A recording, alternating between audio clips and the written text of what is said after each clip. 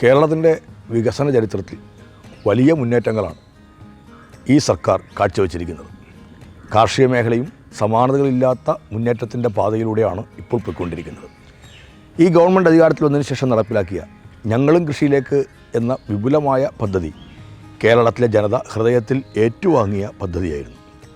അനുബന്ധമായ നിരവധിയായ പരിപാടികളിലൂടെ ഞങ്ങളും കൃഷിയിലേക്ക് എന്ന പദ്ധതി മുന്നോട്ടേക്ക് കുതിക്കുമ്പോൾ കേരളത്തിൻ്റെ കാർഷിക മേഖലയ്ക്ക് അത് നൽകുന്നത് ഒരു പുത്തൻ ഉണർവാണ്. നമ്മുടെ ഭക്ഷണം നമ്മുടെ ആരോഗ്യവുമായി ഏറ്റവും അധികം ബന്ധപ്പെട്ടിരിക്കുന്നു എന്ന യാഥാർത്ഥ്യം ഇന്ന് മലയാളി ശരിയാവണ്ണം തിരിച്ചറിയുന്നുണ്ട്. പ്രിയ കേരളത്തിൻ്റെ ഇന്നത്തെ പരിപാടി അവതരിപ്പിക്കുന്നത് ഞാനാണ്. എല്ലാവർക്കും പ്രിയ കേരളത്തിലേക്ക് ഹൃദയം നിറഞ്ഞ സ്വാഗതം.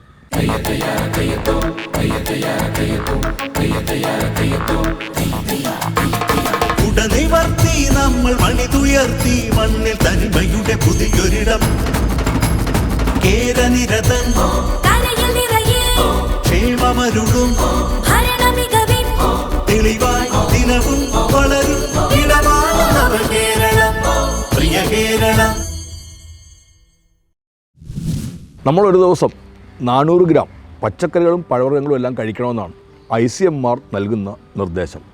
അത് കേവലമായൊരു നിർദ്ദേശമല്ല, നമ്മുടെ ആരോഗ്യവുമായി ബന്ധപ്പെട്ട പഠനങ്ങളുടെ അടിസ്ഥാനത്തിൽ പുറപ്പെടുവിച്ചിരിക്കുന്ന ഗൗരവതരമായ നിർദ്ദേശമാണ്. എല്ലാ കാര്യങ്ങളെക്കുറിച്ചും നല്ല ധാരണയും ബോധ്യവും എല്ലാം ഉണ്ട് എന്ന് അവകാശപ്പെടുന്ന മലയാളി ഇക്കാര്യത്തിൽ ഇന്ത്യൻ ശരാശരിയേക്കാൾ താഴെയാണ് എന്നുള്ളത് അങ്ങേയറ്റം ഗൗരവതരമായ കാര്യമാണ്. അതിൻ്റേതായ ബുദ്ധിമുട്ടുകളും പ്രയാസങ്ങളുമെല്ലാം നമ്മളുടെ ആരോഗ്യത്തിൻ്റെ കാര്യത്തിൽ ഉണ്ടാവുന്നു എന്നുള്ളതിനെ കണക്കിലെടുത്തുകൊണ്ട് പച്ചക്കറികൾ കഴിക്കുന്നതിൽ അത് ഉൽപ്പാദിപ്പിക്കുന്നതിൽ അതീവമായ താല്പര്യവും ശ്രദ്ധയും പുലർത്തേണ്ടതുണ്ട്. പ്രിയപ്പെട്ട കേരളം എന്നതിൽ പ്രിയപ്പെട്ട ആരോഗ്യത്തെ ഗൗരവത്തിലെടുത്തേ മതിയാവുകയുള്ളൂ, അതിനെ ചേർത്ത് വെച്ചേ മതിയാവുകയുള്ളൂ. അതുകൊണ്ട് ഇത് ശീതകാല പച്ചക്കറികളുടെ ഒരു നടിയിൽ അതിൻ്റെ ആ കൃഷിയിലേക്ക് ഇറങ്ങേണ്ടുന്ന ഈ സമയത്ത് പരമാവധി നമ്മളെല്ലാം ആ കാര്യത്തിൽ കൂടി ഒരു ജാഗ്രത പുലർത്തേണ്ടതുണ്ട് എന്നാണ് എൻ്റെ ഒരു വിനയപൂർവമായ അഭ്യർത്ഥന. ഞാനിപ്പോൾ ഇവിടെ കുറച്ച് കാബേജും കോളിഫ്ലവറും എല്ലാം ഇതിൻ്റെ ഭാഗമായി നടാൻ തീരുമാനിച്ചിരിക്കുകയാണ്. അതിലേക്ക് ഇറങ്ങുകയാണ്.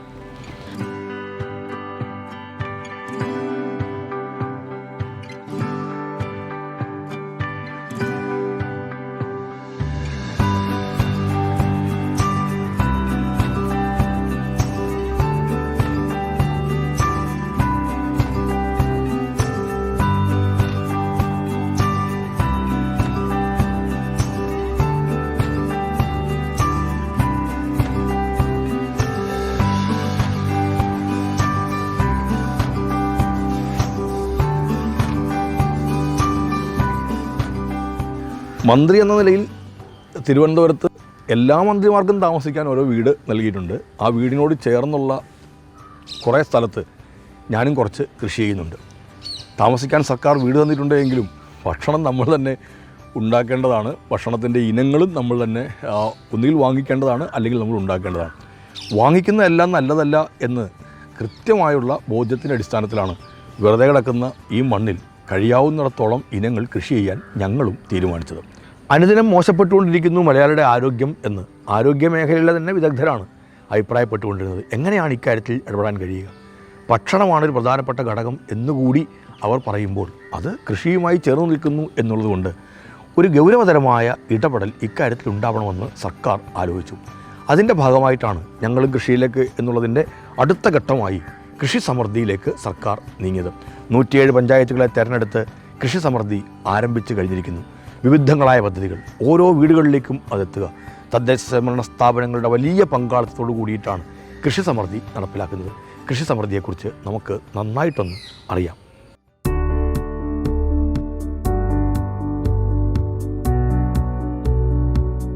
കാർഷികോൽപ്പന്നങ്ങളുടെ ഉൽപാദനവും വിപണനവും മൂല്യവർദ്ധനവും പ്രാദേശിക തലത്തിൽ തന്നെ ആസൂത്രണം ചെയ്ത് നടപ്പാക്കുകയാണ് കൃഷി സമൃദ്ധി പദ്ധതിയിലൂടെ. തദ്ദേശ സ്ഥാപനങ്ങൾ കേന്ദ്രീകരിച്ച് രൂപീകരിച്ച കൃഷിക്കൂട്ടങ്ങളുടെ ശാക്തീകരണത്തിലൂടെയാണ് പദ്ധതി നടപ്പാക്കുന്നത്. സുരക്ഷിതവും പോഷക സമൃദ്ധവുമായ ഭക്ഷ്യോൽപാദനത്തിനൊപ്പം കർഷകരുടെ സ്ഥിരമായ സാമ്പത്തിക ഉന്നമനവും യുവാക്കളെ കൃഷിയിലേക്ക് ആകർഷിക്കുക എന്നതും പദ്ധതിയുടെ ലക്ഷ്യങ്ങളാണ്. 3 ഘട്ടങ്ങളായി നടപ്പാക്കുന്ന കൃഷി സമൃദ്ധി പദ്ധതിയുടെ ആദ്യഘട്ടം 14 ജില്ലകളിൽ നിന്നുമായി തിരഞ്ഞെടുത്ത 107 തദ്ദേശ സ്ഥാപനങ്ങളിലാണ് നടപ്പാക്കി വരുന്നത്. ഈ പദ്ധതിയിലൂടെ കൃഷിയിടങ്ങളുടെ അടിസ്ഥാന സൗകര്യങ്ങൾ മെച്ചപ്പെടുത്തുക, കൂടാതെ ഉൽപ്പാദനം, മൂല്യവർദ്ധനവ്, മാർക്കറ്റിംഗ് എന്നീ മേഖലകളിലും കർഷകരെ പരമാവധി സഹായിച്ചുകൊണ്ട് കർഷകർക്ക് മികച്ച വരുമാനം ഉറപ്പാക്കുക, കർഷകരുടെ ജീവിത നിലവാരം മെച്ചപ്പെടുത്തുക, പുത്തൻ കർഷകരെ അതായത് യുവ കർഷകരെ കൃഷിയിലേക്ക് ആകർഷിക്കുക, പ്രകൃതി സൗഹൃദ കൃഷിക്ക് പ്രോത്സാഹനം നൽകുക, തരിശു നിലങ്ങൾ കൃഷിയിടങ്ങളാക്കി മാറ്റുക എന്നിവയെല്ലാം സാധ്യമാകും. കൃഷി സമൃദ്ധി പദ്ധതി വിഭാവനം ചെയ്യുന്ന ഭക്ഷ്യസുരക്ഷ, ഭക്ഷ്യ സ്വയം പര്യാപ്തത, പോഷക സമൃദ്ധ ഭക്ഷണം എന്നിവയെല്ലാം കൈവരിക്കാൻ സാധിക്കും എന്നതിൽ തർക്കമേയില്ല. പഴം, പച്ചക്കറി വിളകളിൽ സ്വയം പര്യാപ്തത കൈവരിക്കാനും ഉയർന്ന മൂല്യമുള്ള വിളകൾ കൃഷി ചെയ്യുന്നത് പ്രോത്സാഹിപ്പിക്കാനും കൃഷി സമൃദ്ധി പദ്ധതി ലക്ഷ്യം വയ്ക്കുന്നു. പോഷക സമൃദ്ധി മിഷൻ, ജൈവ കാർഷിക മിഷൻ എന്നിവയെ കൂടി സംയോജിപ്പിച്ചാണ് പദ്ധതി നടപ്പാക്കുന്നത്. കാർഷിക മേഖലയിലെ സംരംഭകത്വം പ്രോത്സാഹിപ്പിക്കുകയും കേരള അഗ്രോ ബിസിനസ് കമ്പനി വഴി കാർഷിക വിളകൾ കയറ്റുമതി ചെയ്യാൻ കർഷകരെ പ്രാപ്തരാക്കുകയും ചെയ്യും.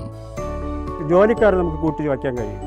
അതുവരെ അവർക്ക് കുറച്ച് ജോലിയാവും. നമ്മളല്ലാതെ ഇടവേള കൃഷികൾ ചെയ്യാൻ, കൃഷി ഈ സമൃദ്ധി ഇതുകൊണ്ട് നമുക്ക് വളരെ ഒത്തിരി ബെനിഫിറ്റുണ്ട്.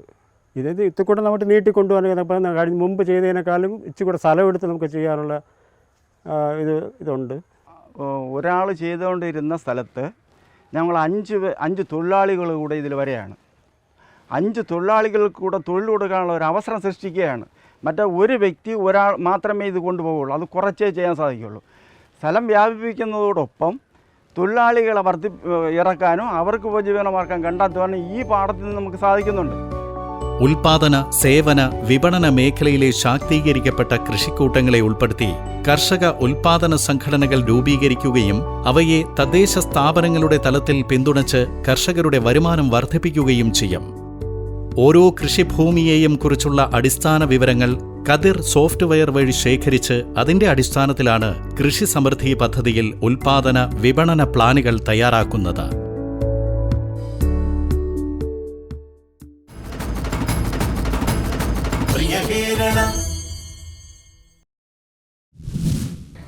കേരളത്തിനാവശ്യമായ പച്ചക്കറികൾ കേരളത്തിൽ തന്നെ ഉൽപ്പാദിപ്പിക്കാൻ കഴിയാവുന്നതാണ്. അതിനാവശ്യമായ മണ്ണിവിടെയുണ്ട്, മനുഷ്യരുമുണ്ട്. മനസ്സുകൂടി ഉണ്ടായാൽ മാത്രം മതിയാവും. ഇന്നത്തെ ഏറ്റവും ഗൗരവതരമായ പ്രശ്നത്തെ, മലയാളിയുടെ ആരോഗ്യ പ്രശ്നത്തെ കണക്കിലെടുത്തുകൊണ്ടുകൂടിയാണ് ഞങ്ങൾ കേരളത്തിനാവശ്യമായ പച്ചക്കറികൾ പൂർണ്ണമായി തന്നെയും ഇവിടെ ഉൽപ്പാദിപ്പിക്കാൻ കഴിയുന്ന തരത്തിലുള്ള ഒരു സമഗ്ര പച്ചക്കറി യജ്ഞത്തിന് തുടക്കം കുറിക്കാൻ പോകുന്നത്. അതിൻ്റെ ഒരു പ്രാരംഭ ആലോചനകളിലേക്കെല്ലാം ആയിക്കഴിഞ്ഞു.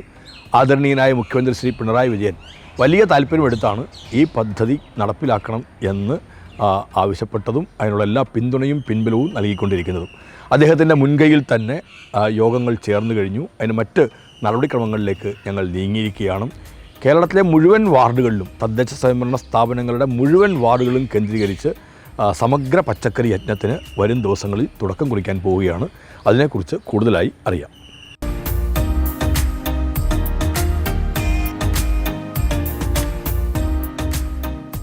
അഞ്ച് വർഷം കൊണ്ട് സംസ്ഥാനത്തെ പച്ചക്കറി ഉൽപാദനം 25 ലക്ഷം മെട്രിക് ടണ്ണായി ഉയർത്തുകയാണ് സമഗ്ര പച്ചക്കറി ഉൽപാദന യജ്ഞത്തിന്റെ ലക്ഷ്യം.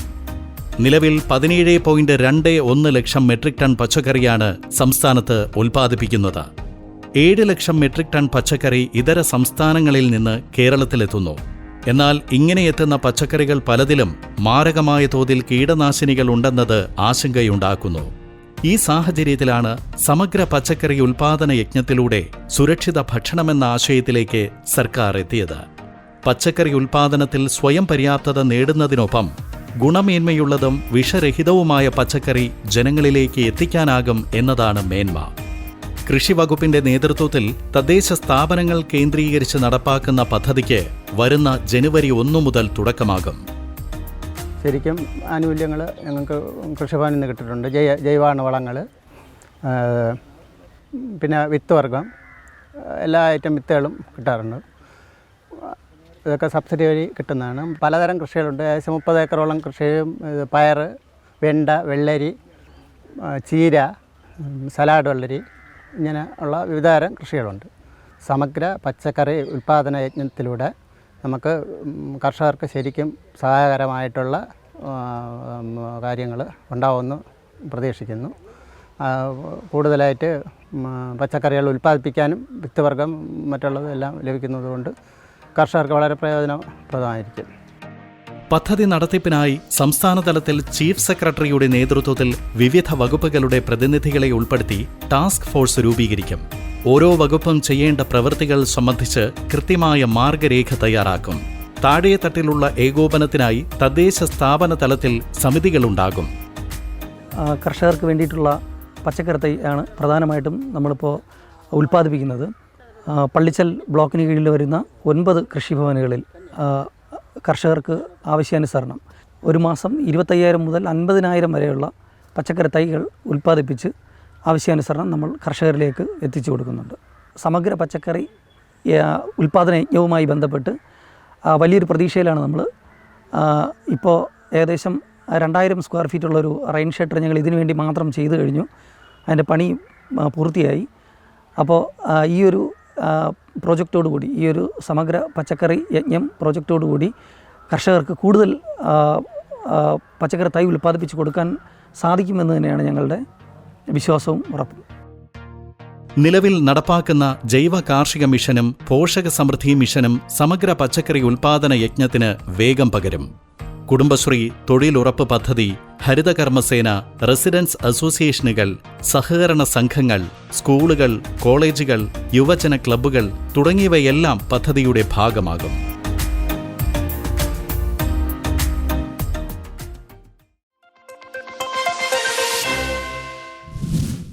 കാലാവസ്ഥാ വ്യതിയാനവും ആഗോളതാപനവും നമ്മളെയൊന്നും ബാധിക്കില്ല എന്നൊക്കെ പറഞ്ഞു നടന്നവരുണ്ട്.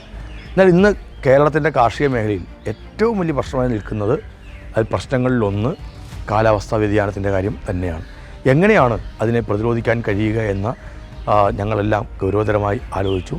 ഈ സർക്കാർ കർഷകരോട് അത്രമേൽ പ്രതിജ്ഞാബദ്ധമായി പ്രവർത്തിക്കുന്നു എന്നുള്ളതിൻ്റെ ഏറ്റവും വലിയ ഉദാഹരണങ്ങളിൽ ഒന്നാണ് ഗവൺമെൻറ് മുൻകൈയെടുത്ത് നടപ്പിലാക്കുന്ന കേര പദ്ധതി. അതിന് വേൾഡ് ബാങ്കിൻ്റെ അന്തിമമായ അനുമതി ലഭ്യമായി കഴിഞ്ഞിരിക്കുന്നു.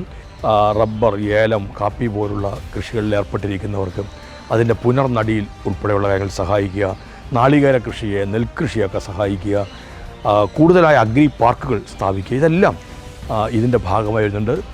വ്യാവസായിക അടിസ്ഥാനത്തിൽ കൃഷി ചെയ്തുകൊണ്ടിരിക്കുന്ന കേരളത്തിലെ ആളുകളുണ്ട്, കൃഷി കൊണ്ട് മാത്രം ഉപജീവനം നടത്തുന്നവരുണ്ട്. എല്ലാവർക്കും ഏറെ പ്രയോജനം ചെയ്യാൻ പോകുന്ന ഒരു പദ്ധതിയാണ് കേര പദ്ധതി.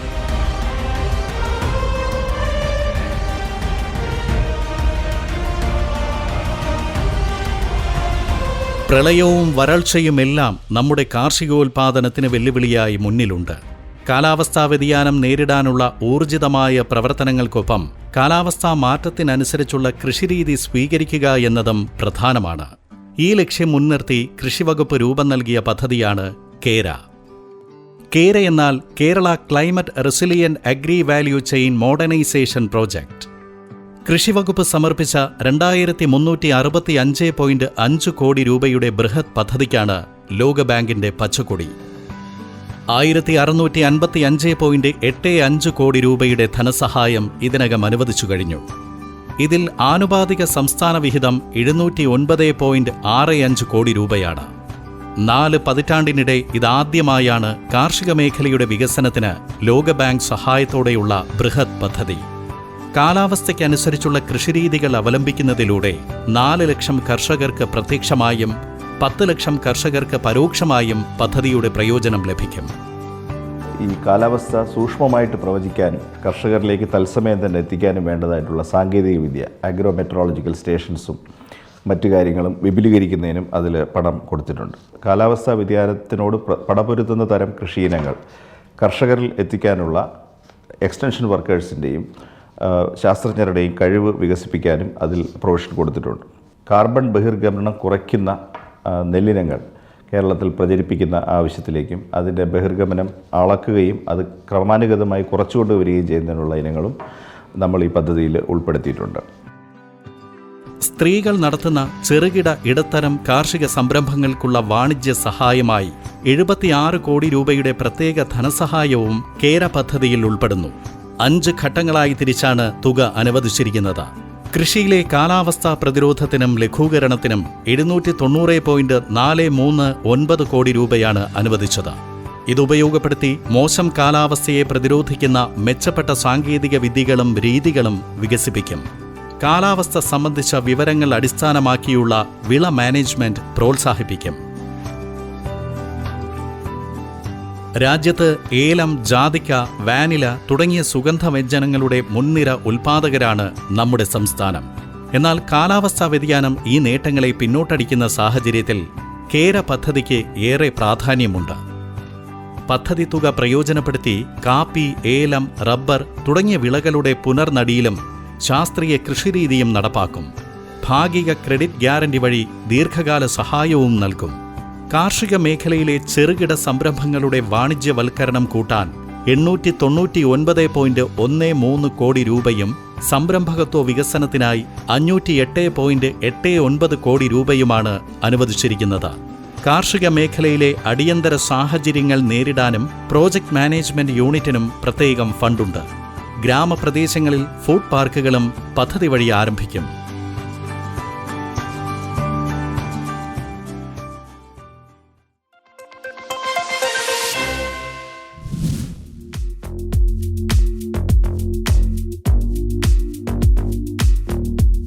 ചെറുധാന്യങ്ങളെന്ന് പറയുമ്പോഴും ചെറുധാന്യങ്ങൾ തീരെ ചെറുതല്ല. വലിപ്പത്തിൻ്റെ കാര്യത്തിലല്ല, ഗുണത്തിൻ്റെ കാര്യത്തിലാണെങ്കിൽ വേറെ ഏതിനേക്കാളും എല്ലാ ധാന്യങ്ങളെക്കാളും ഉയരത്തിൽ നിൽക്കുന്ന, ഗുണമേന്മയിൽ ഉയരത്തിൽ നിൽക്കുന്നതാണ് ഈ റാഗി അടക്കമുള്ള ചെറുധാന്യങ്ങൾ എന്നുള്ളത്. കൂടുതൽ ആളുകളിലേക്ക് ചെറുധാന്യങ്ങൾ എത്തിക്കുന്നതിന് വേണ്ടി നമ്മുടെ കേരളത്തിൽ ഉൽപ്പാദിപ്പിക്കുന്ന ചെറുധാന്യങ്ങൾക്ക് വിപണി കണ്ടെത്തുക എന്നതെല്ലാം കണക്കിലെടുത്തുകൊണ്ട് കർഷകരെയും ജനങ്ങളെയും സഹായിക്കുക, സംരക്ഷിക്കുക എന്ന ഒരു ലക്ഷ്യത്തോടുകൂടിയാണ് മില്ലറ്റ് കഫേ ആരംഭിക്കാൻ തീരുമാനിച്ചത്. കേരളത്തിൽ ആദ്യമായിട്ടാണ് ഇങ്ങനൊരു പരിപാടിയുമായിട്ട് നമ്മൾ ഇറങ്ങുന്നത്. മില്ലറ്റ് കഫേ ഫാർമർ പ്രൊഡ്യൂസർ ഓർഗനൈസേഷനുകളും FPCകളും കൃഷിക്കൂട്ടങ്ങളും അവർക്കാണ് ഞങ്ങൾ കൊടുത്തത്. അതിൻ്റെ ഭാഗമായി തിരുവനന്തപുരത്ത് ഉള്ളൂരിലുള്ള മില്ലറ്റ് കഫേയിലാണ് ഞാൻ നിൽക്കുന്നത്. ഇപ്പോൾ തിന കൊണ്ടുള്ള ചോറാണ്. അപ്പോൾ ഇത് സാധാരണ പ്രമേഹ രോഗികൾക്കൊക്കെ ആണെങ്കിൽ ചോറ് വളരെ കുറവാണ്, അല്ലെങ്കിൽ ചോറ് ഉപയോഗിക്കാൻ തന്നെ പാടില്ല എന്നൊക്കെ പറയുന്നതെല്ലാം ഉണ്ടാവും. അപ്പോൾ അവിടെയാണ് മില്ലറ്റിൻ്റെ ചോറ്, മില്ലറ്റ് കൊണ്ടുള്ള ചപ്പാത്തി, മില്ലറ്റിൻ്റെ പായസം, ബാക്കി വിഭവങ്ങളെല്ലാം നമ്മുടെ നാട്ടിൽ ഉൽപ്പാദിപ്പിക്കുന്ന അല്ലെങ്കിൽ കിട്ടുന്ന വിഭവമാണ്. മത്സ്യം ഉൾപ്പെടെയുള്ളത് അതിനോടൊപ്പം ചേർത്ത് കഴിക്കാം. അപ്പോൾ നമുക്ക് അരിയാഹാരം കഴിക്കുക വലിയ പ്രയാസമുള്ള കാലത്ത് പ്രമേഹ രോഗത്തിൻ്റെ കേന്ദ്രങ്ങളായി ഓരോ ഇടങ്ങളും മാറിക്കൊണ്ടിരിക്കുന്നിടത്തും ഈ ഒരു വലിയ പ്രത്യേകത നമ്മൾ കണക്കാക്കേണ്ടതുണ്ട്. അങ്ങനെ ഒരു മില്ലറ്റ് കഫേയിലാണ് ഞാൻ ഇന്നത്തെ ഉച്ചഭക്ഷണത്തിനായിരിക്കുന്നത്. പ്രിയ കേരളം എന്നതിലേക്ക് എത്തുമ്പോൾ ആരോഗ്യത്തിൻ്റെ കാര്യമാണ് ഏറ്റവും പരമപ്രധാനം. അതുകൊണ്ട് അരിയാഹാരം കഴിക്കുന്ന മലയാളി അരിയാഹാരം കുറയ്ക്കുന്ന മലയാളിയായി മാറിക്കൊണ്ടിരിക്കുമ്പോൾ നമ്മുടെ ആരോഗ്യത്തെ കണക്കിലെടുത്തുകൊണ്ട് മില്ലറ്റുകളിലേക്ക് നമ്മൾ തിരിയേണ്ടത് അത്യന്താപേക്ഷിതമാണ്.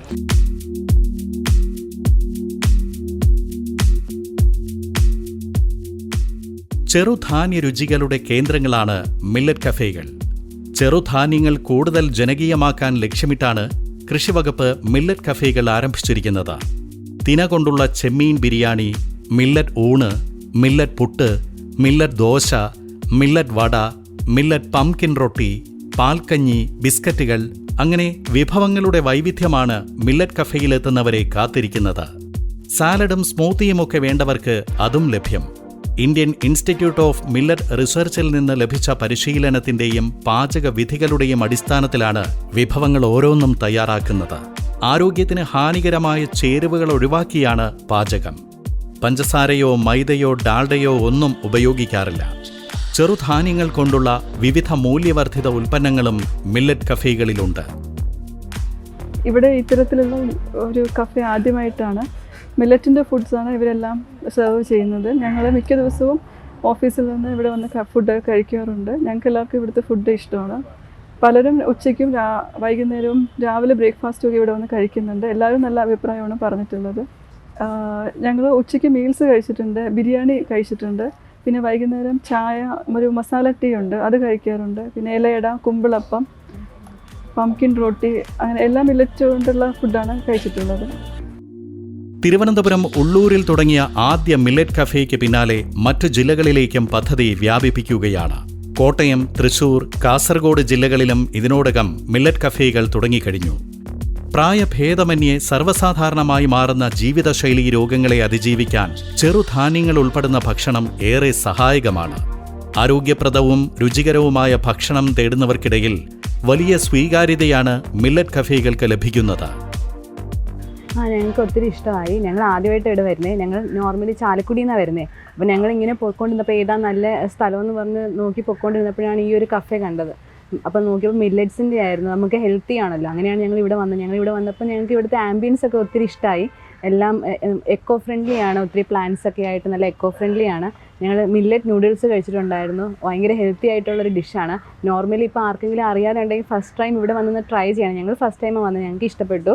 ഇപ്പം നാടൻ വിഭവങ്ങൾ ഇഷ്ടപ്പെടുന്നവരായാലും ഇവിടെ പാൽക്കഞ്ഞി അങ്ങനെയുള്ള കാര്യങ്ങളെല്ലാം ഉണ്ട്, ദോശ. അപ്പോൾ ഇത് നല്ലൊരു ആംബിയൻസ് ആണ്. മാത്രമല്ല കുട്ടികൾക്ക് കളിക്കാനുള്ള സ്പേസ് ഒക്കെ ഉണ്ട്, നടന്നു കാണാൻ ഒത്തിരി സ്ഥലങ്ങളുണ്ട്. അപ്പം എല്ലാവരും വന്നൊന്ന് ട്രൈ ചെയ്യണം. നല്ലൊരു എക്സ്പീരിയൻസ് ആണ്, നല്ല ഫുഡും ആണ്, കസ്റ്റമർ സർവീസ് എല്ലാം നല്ലതാണ്. കാർഷിക ഉൽപാദന കമ്പനികൾ, കർഷക കൂട്ടായ്മകൾ, കുടുംബശ്രീ ഗ്രൂപ്പുകൾ തുടങ്ങിയവയ്ക്കാണ് മില്ലറ്റ് കഫേകളുടെ നടത്തിപ്പ് ചുമതല. പൊതുജനങ്ങൾക്ക് ആരോഗ്യകരമായ ഭക്ഷണം ലഭ്യമാക്കുന്നതിനൊപ്പം കർഷകരുടെ വരുമാന വർധനവും പദ്ധതിയുടെ ലക്ഷ്യമാണ്.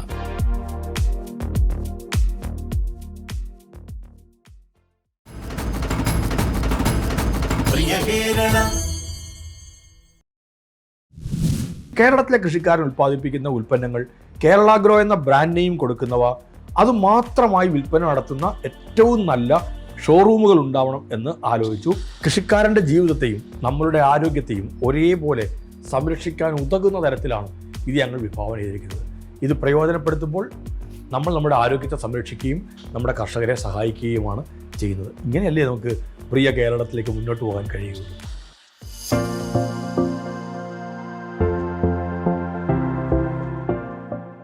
കർഷകരുടെ ഉൽപ്പന്നങ്ങൾക്ക് പ്രാദേശിക വിപണിക്കപ്പുറമുള്ള വിപണന സാധ്യത കണ്ടെത്തി നൽകുകയാണ് കേരള ഗ്രോ സ്റ്റോറുകളിലൂടെ.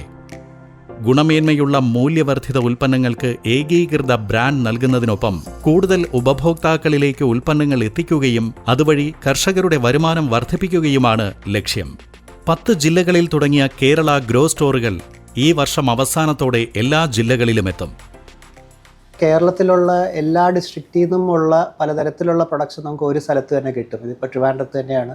അപ്പോൾ നമുക്ക് ഇടുക്കിയിൽ നിന്നായാലും ചാലക്കുടിയിൽ നിന്നായാലും വയനാട്ടിൽ നിന്നായാലും പലയിടത്തു നിന്നുള്ള പ്രൊഡക്ട്സ് ഇവിടെയുണ്ട്. അപ്പോൾ ഒരു സ്ഥലത്ത് തന്നെ നമുക്ക് കൺവീനിയൻ്റ് ആയിട്ട് വന്ന് ഈ പല സ്ഥലത്തു നിന്നുള്ള അഗ്രികൾച്ചറൽ പ്രൊഡക്ട്സ് നമുക്ക് കൺവീനിയൻ്റ് ആയിട്ട് വാങ്ങാൻ പറ്റുന്നതാണ്. ഏകദേശം എല്ലാം വീട്ടിലെല്ലാവർക്കും ഇഷ്ടപ്പെട്ടു, നല്ല ക്വാളിറ്റിയാണ്. അതുകൊണ്ട് വീണ്ടും വീണ്ടും ഇവിടെ വന്ന് വാങ്ങിക്കുന്നുണ്ട് സാധനങ്ങൾ. അരി മുതൽ ജാമും സ്ക്വാഷും വരെ നിരവധി ഉൽപ്പന്നങ്ങൾ കേരള ഗ്രോ സ്റ്റോറുകളിൽ ലഭ്യമാണ്. കർഷകരിൽ നിന്ന് ശേഖരിക്കുന്ന വെളിച്ചെണ്ണ, സുഗന്ധ വ്യഞ്ജനങ്ങൾ, തേൻ, സോപ്പ്, മസാലപ്പൊടികൾ, അച്ചാറുകൾ തുടങ്ങിയവയെല്ലാം ബ്രാൻഡിന് കീഴിൽ ലഭ്യം. 2022-23 സാമ്പത്തിക വർഷത്തിൽ Kerala grow trade mark register ചെയ്ത ശേഷം ആദ്യം ബ്രാൻഡിംഗ് നടത്തിയത് കൃഷിവകുപ്പിന്റെ ഫാമുകളിൽ നിന്നുള്ള ഉൽപ്പന്നങ്ങൾക്കാണ്. തുടർന്ന് കഴിഞ്ഞ വർഷം മുതൽ കർഷകരുടെയും കർഷക കൂട്ടായ്മകളുടെയും ഉൽപ്പന്നങ്ങൾ ബ്രാൻഡ് ചെയ്തു. ഇതിനകം തന്നെ ഗുണമേന്മയുള്ളതും സുരക്ഷിതവുമായ 3000-ഓളം ഉൽപ്പന്നങ്ങൾ കേരള ഗ്രോ ബ്രാൻഡിൽ ലഭ്യമാണ്. 2026ഓടെ 5000 മൂല്യവർദ്ധിത ഉൽപ്പന്നങ്ങൾ കേരള ഗ്രോ ബ്രാൻഡിൽ വിപണിയിലെത്തിക്കുകയാണ് ലക്ഷ്യം. താൽപ്പര്യമുള്ള ഏതൊരു കർഷകനും കർഷക കൂട്ടായ്മയ്ക്കും ഉൽപ്പന്നങ്ങൾ കേരള ഗ്രോ ബ്രാൻഡിന് കീഴിൽ കൊണ്ടുവരാൻ കൃഷിഭവനിൽ അപേക്ഷ നൽകാം.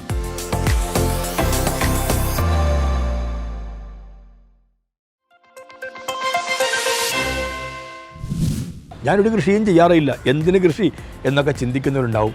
പക്ഷേ നമ്മളെല്ലാവരും 2 അല്ലെങ്കിൽ 3 നേരം ഭക്ഷണം കഴിക്കുന്നുണ്ട്. ഭക്ഷണം കഴിക്കുന്നുണ്ടെങ്കിൽ നമ്മൾ കൃഷിയുടെ ആനുകൂല്യം കൈപ്പറ്റുന്നുമുണ്ട്. ഇതാണ് കൃഷിയുടെ പ്രാധാന്യം. ഈ പ്രാധാന്യവും ഈ പ്രത്യേകതയും കണക്കിലെടുത്തുകൊണ്ടാണ് സംസ്ഥാന സർക്കാർ മുന്നോട്ടേക്ക് നീങ്ങുന്നത്. പ്രിയപ്പെട്ട കേരളം അല്ലെങ്കിൽ പ്രിയ കേരളം യാഥാർത്ഥ്യമാക്കി തീർക്കാൻ നമുക്ക് ഈ തരത്തിൽ നല്ല മുന്നേറ്റങ്ങൾ നടപ്പിലാക്കേണ്ടതുണ്ട്. അതിനുള്ള ശ്രമത്തിലാണ്, ആ മുന്നേറ്റത്തിൻ്റെ പാതയിലാണ് സംസ്ഥാന കൃഷിവകുപ്പ് ഉള്ളത്. കൃഷിവകുപ്പിൻ്റെ തുടർ പ്രവർത്തനങ്ങളിലും ഇപ്പോൾ നടന്നുകൊണ്ടിരിക്കുന്ന പ്രവർത്തനങ്ങളിലും നിങ്ങളുടെ എല്ലാം പങ്കാളിത്തം ഉറപ്പാക്കണം. സാധ്യമാവുന്നിടത്തെല്ലാം കൃഷി ചെയ്യുക. നമ്മൾ ഉൽപ്പാദിപ്പിക്കുന്ന ഉൽപ്പന്നങ്ങൾ വാങ്ങി ഉപയോഗിക്കാൻ ഒരു പ്രത്യേകമായ താല്പര്യം കാണിക്കുക. നമുക്ക് ഒന്നിച്ച് മുന്നോട്ടേക്ക് പോകാൻ കഴിയും എന്ന് തന്നെയാണ് ഞങ്ങൾ വിശ്വസിക്കുന്നത്. ഒരിക്കൽ കൂടി നിങ്ങളുടെ എല്ലാം അകമഴിഞ്ഞ ഹൃദയം നിറഞ്ഞ പിന്തുണ ഉണ്ടാകണമെന്ന് വിനയപൂർവ്വം അപേക്ഷിക്കുന്നു.